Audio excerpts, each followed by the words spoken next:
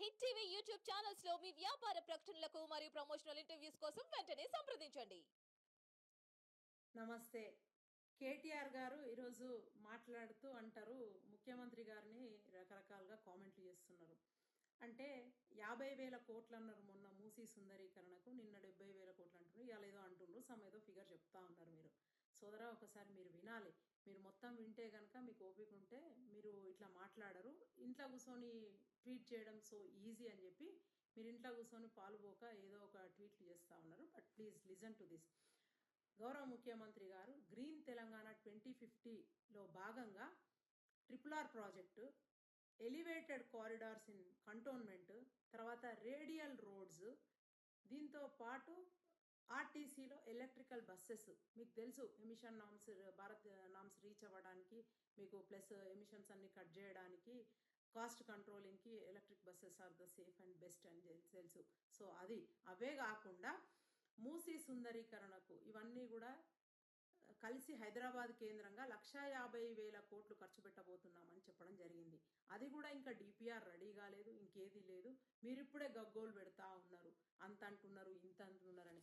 మీరు గడిచిన 10 ఏళ్ల కాలంలో రాష్ట్రాన్ని అప్పుల కుప్పగా చేసి 7 లక్షల కోట్లు అప్పు జనాల నెత్తి మీద వేస్తే, ఇప్పుడున్న కాంగ్రెస్ ప్రభుత్వం ముఖ్యమంత్రి గారు దాన్ని ఇంట్రెస్ట్ కడుతూ 1వ తారీఖున ఉద్యోగులకు అందరికీ కూడా జీతాలు ఇస్తూ, మేమిచ్చిన 6 గ్యారంటీల అమలుకు నిధులు సమకూరుస్తూ, తర్వాత అభివృద్ధి సంక్షేమ కార్యక్రమాలకు ఎక్కడ కూడా విఘాతం కలగకుండా చూసుకుంటూ, నిన్నటికి నిన్న రుణమాఫీ కూడా చేసినాం రైతులకి.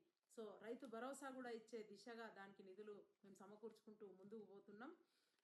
మూసీ సుందరీకరణ ఇవన్నీ చేస్తూ కూడా మళ్ళీ మూసీ సుందరీకరణ గురించి ఆలోచన చేసి ప్రభుత్వ ప్రైవేట్ భాగస్వామ్యంతో ముందుకు పోతున్న తరుణంలో మీరు ఏం చేయాలనో తెలియక ఇట్లా గగ్గోలు పెడతా ఉన్నారు.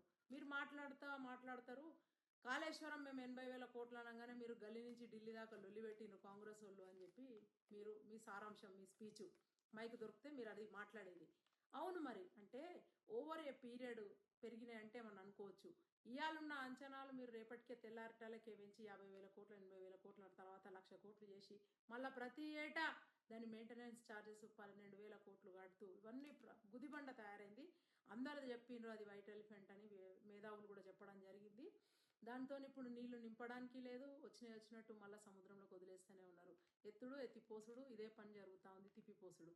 సో మీరు ఆ తిప్పిపోతలు కట్టి ఇవాళ ప్రజల నెత్తి మీద గుదిబండను పెడితే ఆ తప్పులన్నీ కూడా సవరిస్తూ ముందుకు పోతా ఉన్నాము.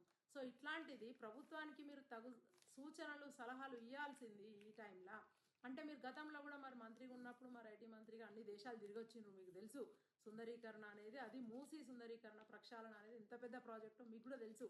సో మీరు ఇట్లా అనాలోచితంగా మాట్లాడడం సబబు కాదు. Being a engineer I to know that అని చెప్పి మీకు అదే సలహా ఇస్తా ఉన్నా.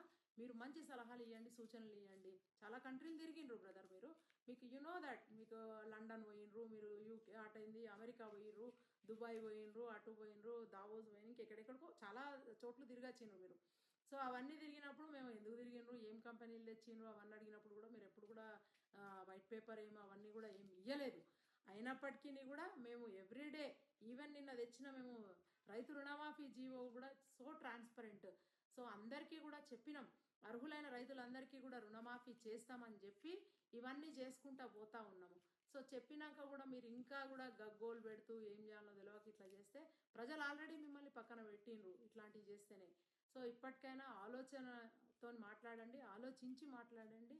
And thank you and hope you watch this video and మీరు సవరించుకుంటారు అని అనుకుంటా ఉన్నాము.